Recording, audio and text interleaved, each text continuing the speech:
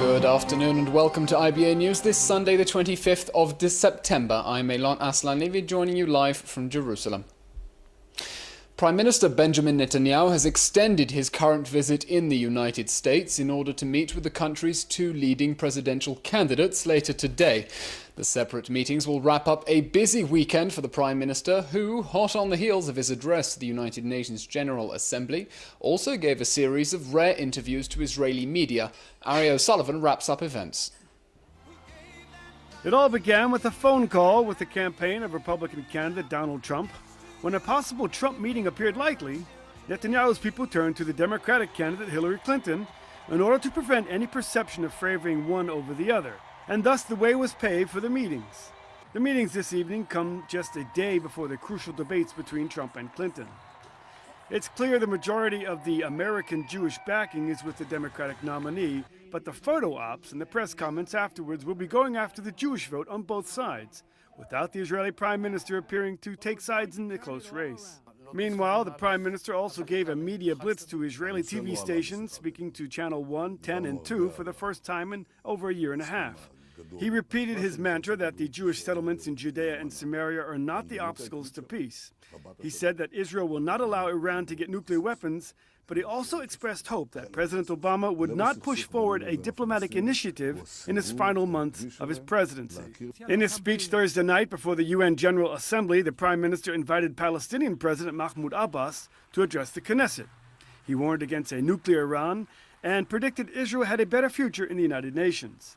President Abbas, instead of railing against Israel at the United Nations in New York, I invite you to speak to the Israeli people at the Knesset in Jerusalem.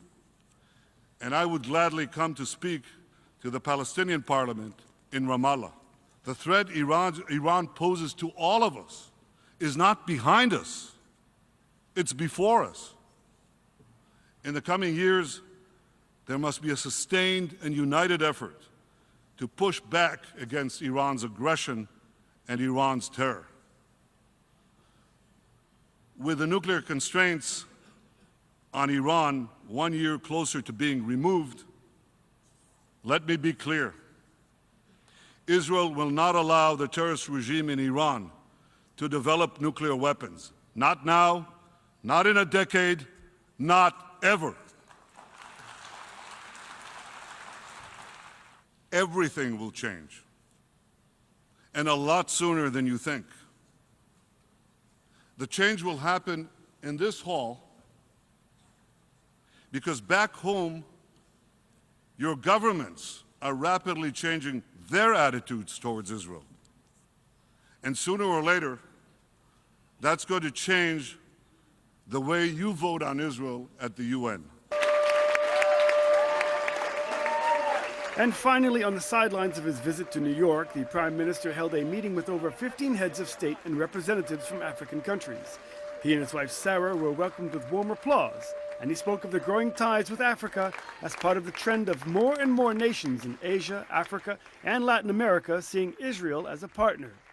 When the Prime Minister returns tomorrow to the local coalition issues, the fight for the budget, and running the country, he'll likely miss the stages and warmth he received in New York. Ari O'Sullivan for IBA News. Prime Minister Netanyahu apologized this morning for his recent remarks comparing the family of Sergeant Elor Azaria on trial for manslaughter to the suffering of bereaved families of fallen soldiers. Asked to comment in a television interview on why he spoke with Azaria's parents.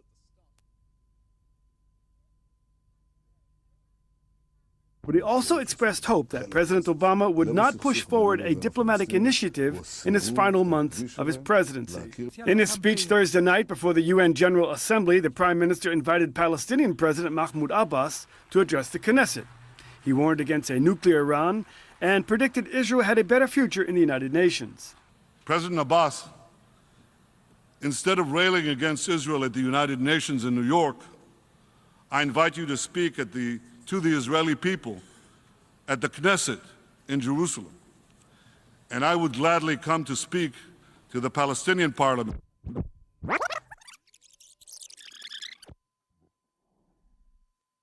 Britain should apologize for the 1917 Balfour Declaration, which national home, said Palestinian President Mahmoud Abbas in his speech before the UN General Assembly.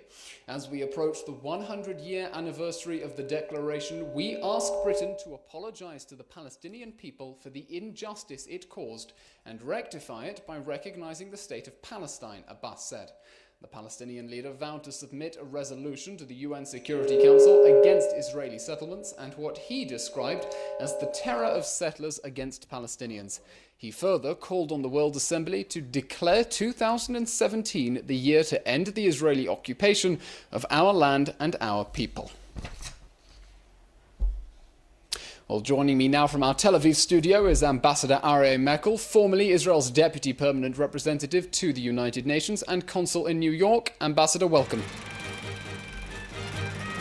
Ambassador, we appear to be having some technical difficulties. We'll try returning to the Ambassador at the earliest possible opportunity. Prime Minister Netanyahu says Israel is maintaining close ties with Russia in order to avoid a clash over Syria. He made the remarks during a discussion organized by the Hudson Institute think tank, which honored him for his achievements and leadership.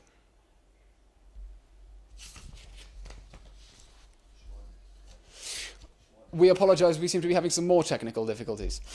The UN Security Council will convene later today to address the escalating violence in Aleppo, Syria, which has claimed more than 200 lives since Friday alone and almost totally destroyed the eastern part of the city. Syrian regime troops launched a ground offensive against rebel forces, and the British Foreign Secretary today accused Syria and Russia of perpetrating war crimes. IBA's Marga Dudkevich reports. Efforts to engineer a cessation in hostilities by the US have so far failed to convince Russia and President Bashar Assad's regime forces to halt the bombings on residential neighborhoods in the eastern part of Aleppo under rebel control. Over the weekend, US Secretary of State John Kerry and his counterparts from Britain, France, Germany and the European Union called on Russia to halt the indiscriminate bombings by the Assad regime and take the necessary steps to facilitate the entry of humanitarian assistance into the war-torn country. Their demands appear to have fallen on deaf ears. On the ground in Syria, regime forces today battled with rebel forces for control of high ground on the outskirts of Aleppo. The United Nations said almost 2 million people, including those living in the western sector of Syria's largest city, once considered a thriving commercial centre, are without running water. The latest offensive against Syrian civilians began Thursday, continuing until today, with Syrian and Russian planes relentlessly pounding civilian neighbourhoods in the eastern part of Aleppo, where more than 250,000 Syrian civilians are trapped.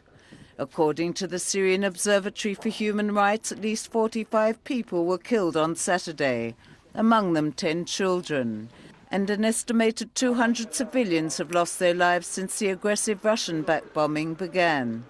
Footage from Aleppo shows civilians along with emergency crews digging through the rubble with their bare hands in an effort to rescue families, men, women and children, buried underneath the collapsed buildings. In one dramatic incident, a small baby was pulled out of the wreckage, the only survivor of a family killed in the airstrikes. Many civilians, including entire families, were buried alive due to the lack of emergency crews and equipment to dig them out. So make no mistake, the United States will continue to pursue every avenue of progress that we can, because it is the only way to stop the killing, it's the only way to ease the suffering, and it's the only way to make possible the restoration of a united Syria. And because if we do not succeed in doing this one way or the other, this catastrophic situation is going to get even worse. Speaking at a news conference Friday, Russian Foreign Minister Sergei Lavrov insisted that a truce can only be effective when the US-led coalition strikes against the Islamic State impact Syrian opposition forces fighting on the ground. So we want to see any sign which would prove that the coalition has influence on those who are on the ground facing the government. I don't think it's asking too much. The UN, meanwhile, said it was exploring alternative ways to get aid into eastern Aleppo. There is an acute and immediate need for adherence to international humanitarian law, which stipulates that civilians in armed conflict must be protected from the effects of war. It is crucially important, and we continue to call for that we get sustained, unconditional, safe, unimpeded access to everybody in need throughout Syria, not least to the nearly 5.5 million people who are in need in hard-to-reach and besieged areas. 2 weeks after Moscow and Washington announced a ceasefire, President Assad, with Russia and Iran's backing, appeared to be seeking a decisive battlefield victory in Aleppo. Regardless of the number of civilians killed, their aggressive actions are bearing all hopes of achieving a cessation in hostilities. And amid a rising death toll in the war-torn country, the world appears to be powerless in stopping them. Margo Dudkevich, IBA News. With apologies for those earlier technical malfunctions, joining me now from our Tel Aviv studio should be Ambassador Aryeh Mekel, formerly Israel's Deputy Permanent Representative to the United Nations and Consul to New York. Ambassador, welcome. Thank you, thank you. The Prime Minister made a very bold prediction in his UN speech that governments will soon order their UN missions to support Israel. Is the war against Israel at the UN over, as the Prime Minister prophesies? Well, I wouldn't describe it as a war against Israel, but I don't think that we'll see the change will necessarily start at the UN. The change has to start with the various governments. The ambassadors at the UN just follow the orders from their capitals, so I don't think this is where it's going to start at all. But the Prime Minister points to warming ties with India, Africa, countries that historically have not voted with Israel, that now ties with the government are warming, and he's hoping it will trickle to the UN. Is that day around the corner? It's not around the corner. If we will see later this during the General Assembly, we'll see again 20 plus anti-Israeli resolutions that will be accepted. Even those regimes that are talking to us behind the scenes, as the Prime Minister has suggested, they will not translate it into votes at the UN. Anyway, not this year and not next year and future, who knows. President Abbas dismissed the Prime Minister's offer to address the Knesset as a bluff. Do you regard it as a bluff? And if it is, why doesn't Abbas go ahead and call it? It's not a bluff, but it was I don't want to call it a stunt. It was a good PR move. But I don't think that the Prime Minister or anybody else in Jerusalem thought that Abbas will really do it. I think that Abbas really, at his age, he's over 80, he's not ready to make those very significant compromises that he has to make, even if he will get a state in return. I don't think anybody expects Abbas to change, and this was more or less a good PR, good marketing tool, but nothing that would actually happen. Okay, well, it's notable that this year Israel and the Palestinians didn't really take center stage at the General Assembly. They were overshadowed by other issues. How might we expect the Palestinian leadership to act diplomatically at the UN if they fear that the world is losing interest in their cause? Well, they know that the world is losing interest, and anybody that looks objectively at our region, of course, thinks first of all about Syria, and then about Libya, and about 2 million Syrian refugees that have left, etc., etc. The Palestinians are now not a major issue at the UN or at the White House or anywhere, and they will have to live with it.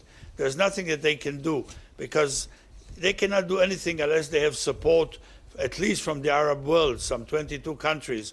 And so, the Arab countries will not allow them to go into any extremes. So they have a problem, they really do. We just heard now that the Prime Minister is expected to meet with Secretary Clinton and Donald Trump today in New York. Are these simply courtesy calls, or is Israel really laying the groundwork for working with whoever leads the next administration? I think that Mr. Trump asked for a meeting, and then the Prime Minister had no choice but to even it up with the meeting with Hillary Clinton. In reality, he knows these figures. Certainly, Secretary Clinton has been known to us for 20 years or more. He knows both of them, but I think it's a good move as long as it's even and it's not considered intervention and the American electoral system, electoral process, it is a good idea to see both of them. It's getting publicity in America. Again, it's a good marketing tool. Briefly, besides these preliminary meetings, do we know of any serious work taking place within Israeli government circles to prepare for a possible Trump administration, or is that still regarded as a far-fetched scenario? I think that there might be some initial stages at the intelligence and the foreign ministry, but it's very initial, it's very premature. Basically, I think we can say that those who are interested in the continuation of the Obama administration, the same policies, believe that Hillary is the one. Those that want a change, perhaps a very significant change, think that Trump is the one. But I don't think there's any serious work at this time in the Israeli government. Ambassador, thank you very much. Thank you. Jonathan Pollard, the Jewish-American spy who spent 30 years behind bars after being convicted of transferring classified intelligence material to Israel, says it would take a miracle for him to fulfill his dream of living in Israel. Speaking in a very succinct impromptu interview with Israel Television's Amir Bar-Shalom, who just happened to catch him walking with his wife in New York, Pollard said he believes the people of Israel continue to support him. Pollard, who's required to wear an electronic monitoring bracelet, was careful not to violate his probation restrictions and evaded many questions, declining to comment. I feel that the is clearly behind me. And the government now? Well, the government will do whatever it wants to do. I don't know. But, I don't know. Yesterday we were here. We were in the meeting of Obama and Netanyahu. Mm-hmm. I don't think he mentioned you. I don't know, really. I don't know, but I don't think, because maybe he spoke about a lot of other things, but not John Pollard. I don't know either. That's why I said it's going to take a miracle to bring me home. So not a legal procedure? I don't know. I really don't know. I can't comment really on anything of substance at all. I can say Shana Tova to all of my chaverim in Israel, and we love them too very much. A Palestinian teenager was shot by soldiers after he attempted to stab troops stationed at the Elias intersection at the entrance to Kiryat Arba on Friday afternoon. No Israelis were injured in the attack. Palestinian health officials said Osama Zaydat, aged 15, suffered gun wounds to the chest. He was taken to Shaarei Tzedek Hospital in Jerusalem for treatment. The intersection has been the site of a number of attempted stabbing attacks against Israeli soldiers and civilians in the recent escalation of violence, and lone wolf attacks in recent weeks.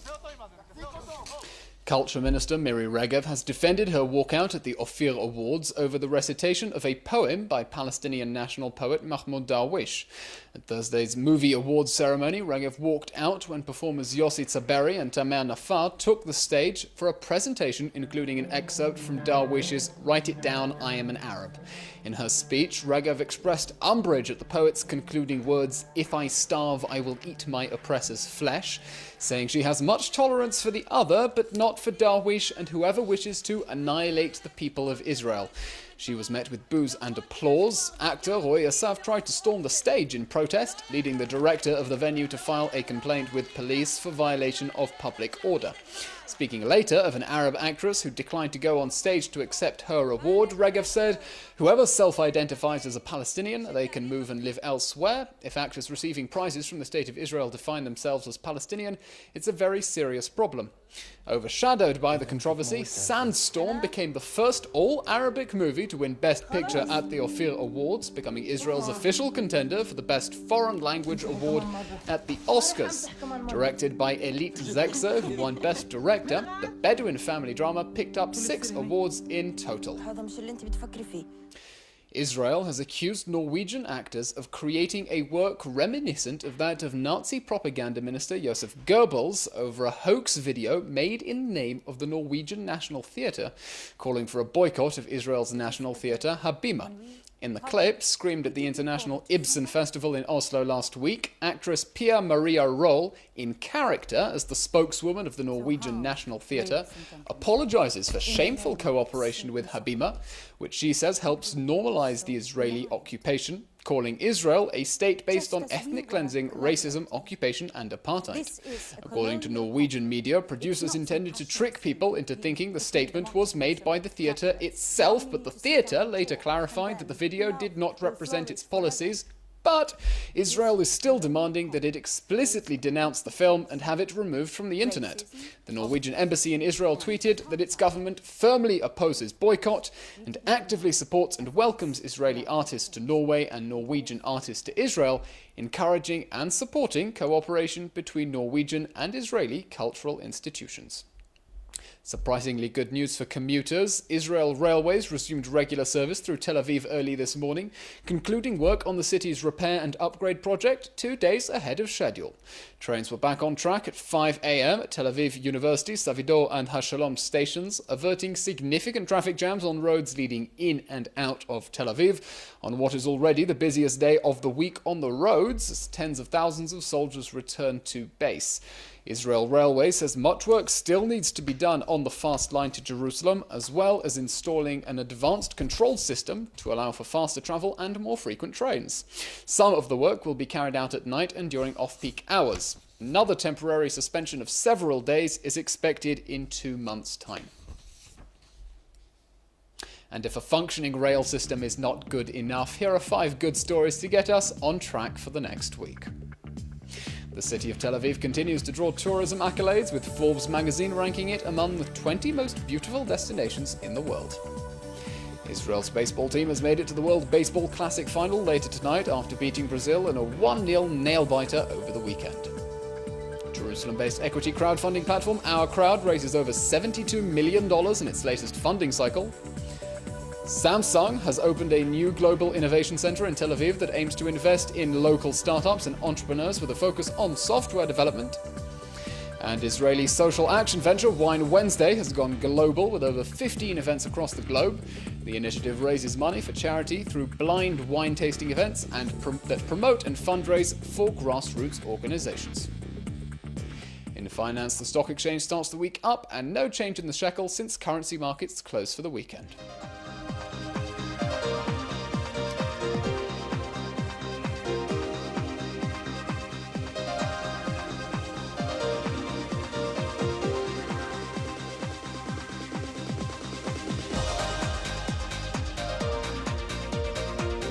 This week tomorrow will be fair, with a significant cool down becoming unseasonably low, mainly in the mountains.